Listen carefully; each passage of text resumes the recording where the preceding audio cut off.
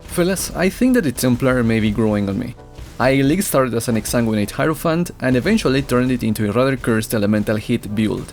And then today we are gonna inject some speed into this boomer and build ourselves a cold Inquisitor Flicker Strike. And let me tell you, this build got some rather funky things going for it. For the starters, we are using a 7-link Terminus and then converting all phase damage to cold. We're also working with a permanent 100% crit chance, and for the first time in a rather long while, we won't be depending on Rage or Berserk to deal the thick damage, as you'll see from Zero Sun Awakener 8, Cortex, Shaper and Maven.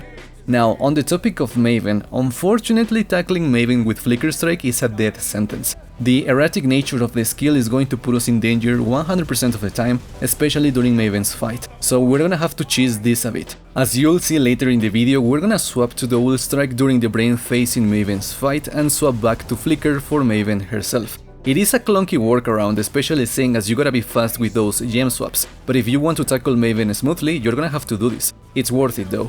Coming back to the character himself, the damage is quite respectable. Personally, I'm a sucker for Flicker Strike. I love the frenetic gameplay of the skill, even if it gets quite jarring after a while, but with all honesty, it is a bit of a rather challenging skill to build around. As you all know, we need frenzy charges to flick. Yes, the skill has some percent chance to generate a frenzy on hit, but as we all know, unless it's a 100% chance, that ain't happening more than twice under a blue moon. So I fell back on the good old trusty Terminus Est to avoid those situations, since it generates frenzies on hit. And through some black magic gear and passive choices, I managed to convert 100% of the physical damage to cold. And you may ask why, because, to be honest, I really like popping enemies on kill, and with Exploded Chest extinguished and other alternatives being kinda lame, cold had to deliver.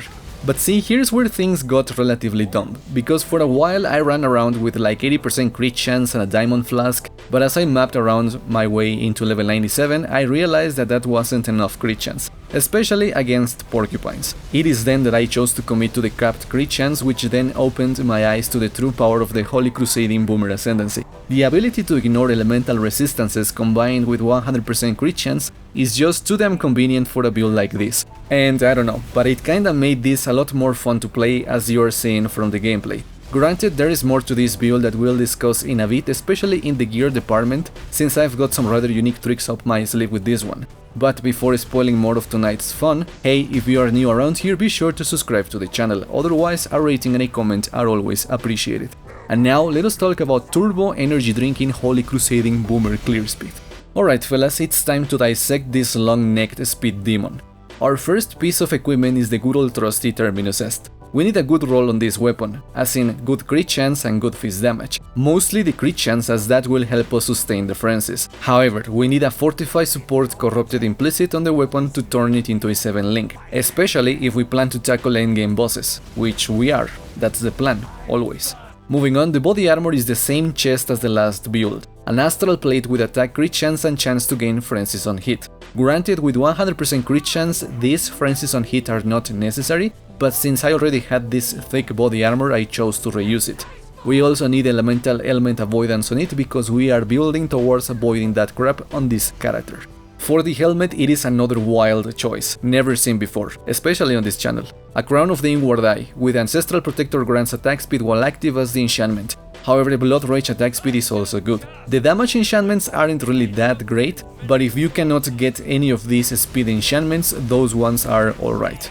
Moving on, we've got our first true wild card, the gloves. Grim Sorrow with attack crit chance and enfeeble on hit. The attack crit chance is a mandatory modifier. But if you can, I will 100% recommend getting something similar, especially seeing as enfeeble is gonna help us in the survival department, since you know, our main skill is a troll in that regard.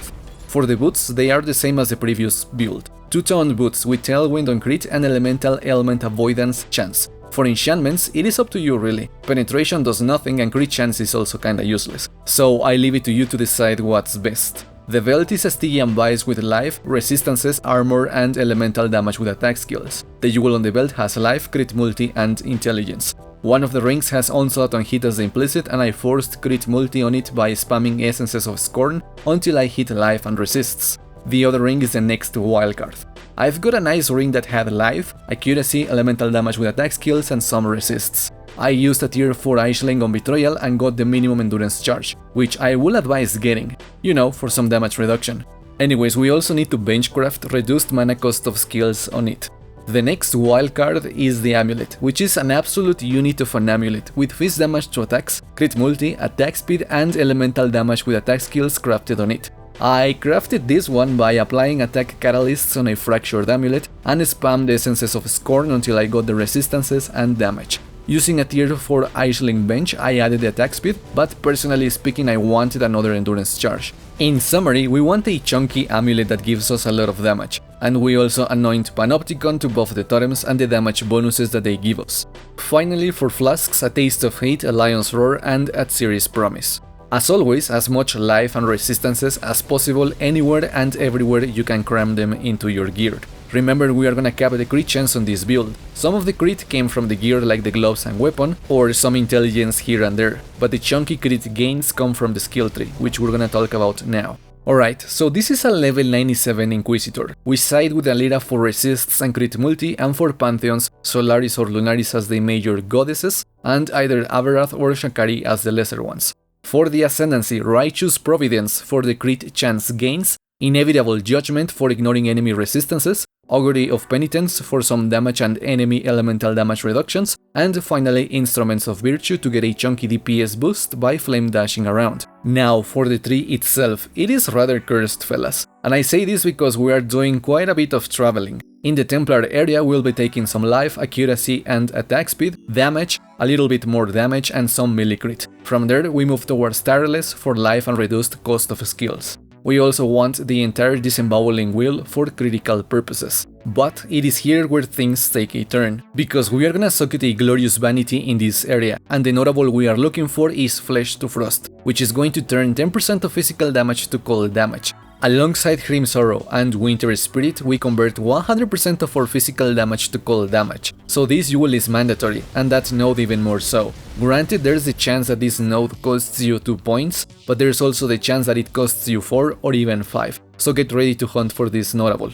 Moving on, we get some life, sword crit stuff, fortify stuff, critical stuff for melee skills, and a cluster jewel socket. This jewel has heavy hitter, feed the fury and drive the destruction while having 8 passives at most, but we only take 5 including the jewel sockets. This notable combination is important because this is how we get our life leech. Anyways, moving on, we get some life, a frenzy, 200 accuracy and crit, iron reflexes and the thick skin will, which in combination with the bodycraft and the boot modifier makes us elemental element immune. If you don't want to go this route, feel free to ditch the mods on the gear, but personally I hate elemental elements, so I committed to this little defensive layer. Anyways, from there on out we take the entire Honed Edge Wheel, Winter Spirit, Finesse and Heart of Oak. Now before going forward, you probably noticed that there is no stun immunity on this build, which you'd be right, except for the fact that combining Heart of Oak and the Bodycraft or Unveil in this case, we see that 69% chance to avoid getting stunned. And through Jewel enchantments in Harvest, we can push this towards 100% stun avoidance. By doing this, we don't need unwavering stance, and we get to flick in peace, so don't sleep on this little fact. Anyways, we also take some mana leech, some life, sword crit, another frenzy and more crit. Now for the jewels, increased maximum life and some crit multi, alongside either more damage, accuracy or resistances. Optimally speaking, quad mod jewels for maximum min-maxing or at least something as close to that. But we also use a Watcher's Eye with crit chance while affected by hatred. In combination with our weapons crit, the mod on the gloves, some intelligence in the tree, some of the melee crit stuff sprinkled around in the tree as well, and Anomalous Inspiration, this character has 100% crit chance at all times during mapping. This is a mandatory goal to achieve, otherwise this build won't be a smooth ride, so keep that in mind when gearing up and allocating passives. But with all of that said, let's talk about the gem setups. Alright, so in the weapon, Flicker Strike linked to Anomalous Ruthless, Close Combat, Awakened Melee Physical Damage, Anomalous Inspiration and Divergent Multi-Strike.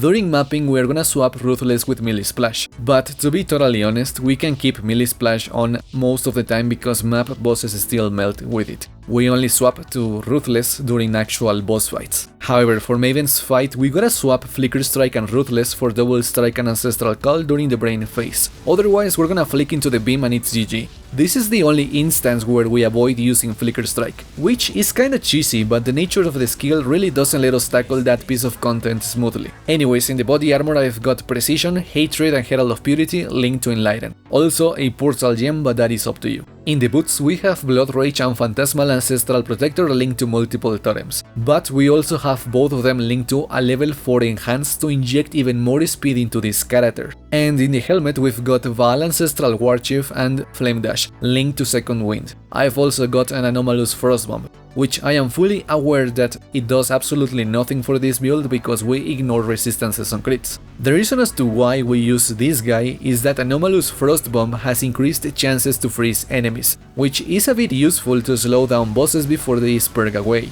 but it's mostly here to work in tandem with Flame Dash to trigger Instruments of Virtue. But with all of that said, let's wrap up this Summer Poomer build. And I gotta say that I am glad that it worked out, but more in the sense that this is an attack build that did not make use of Rage and Berserk to deal the thick damage. I've grown accustomed to using a Lethal Pride to generate Rage and trigger Berserk to quickly nuke enemies, and when that mechanic was nerfed, as we saw in the previous build, it kinda killed my interest in attack builds this league. Which brings me to a little story time. Because at one point this build did have Rage support and Blood Scent to generate Rage and trigger Berserk, and while I did see the big DPS gains by using those, they were far too situational to consider into this character as a permanent build choice. As I tackled mapping and the Conquerors, I realized that Rage generation without Chainbreaker and the short burst of Berserk DPS are great for mapping, but during boss encounters like Sirius, Maven, Shaper and even the Cortex, in a character like this you won't have enough Rage to delete the boss. So while I did lose out on a bit of damage, I gained a bit more consistency with the current setup, and that made this character a lot more enjoyable to play because you are not stressing about building up stacks of Rage to deal your damage. But anyways, the other burden to overcome was Maven. I did Flicker Strike last league as an assassin. It was a bit squishy, but it hit hard nonetheless. However, it showed me that Flicker Strike really cannot be used during Maven's fight, because you are gonna flick into the beam and you are pretty much dead once that happens. But instead of succumbing to frustration and abandoning Maven altogether, I decided to do a cheeky little gem swap during the dreaded brain phase. And lo and behold, we can overcome that burden. Granted, that is going to slow down the fight a lot, because double strikes damage isn't precisely that good with this setup, but it will allow you to jump back into Flicker once the brain is defeated, which it still counts as tackling all content with Flicker, right? But anyways, this build, not gonna lie, has a lot of min-maxing going into it. The amulet is a prime example, and it begs the question, do you really need to go that hard with the gear? And to be totally honest, I'd say yes, and it's mostly because we don't have access to Rage and Berserk, so we really need to hit hard to compensate. But I'd say that it's worth it because the character just ends up feeling a lot more fun to play once you ditch those two mechanics altogether and just focus on getting the most out of every piece of gear. Granted, it's not my hardest hitting Flicker, but going forward, unless a new Flicker enabling mechanic is introduced, I think that this guy sits at the throne of Flicker striking in the channel, which I'm okay with because I genuinely enjoyed putting this together. And with all of that said, that's gonna be it for me today. We've still got a month of this quote-unquote league mechanic, so again there might be non-PoE content on the channel soon. I'm still debating what and how, but don't be surprised if it happens. Anyways, thank you so much for watching tonight's content, and if you enjoyed it, don't forget to subscribe to the channel. Otherwise, a rating and a comment are always appreciated. Take care, have a nice weekend, and peace out.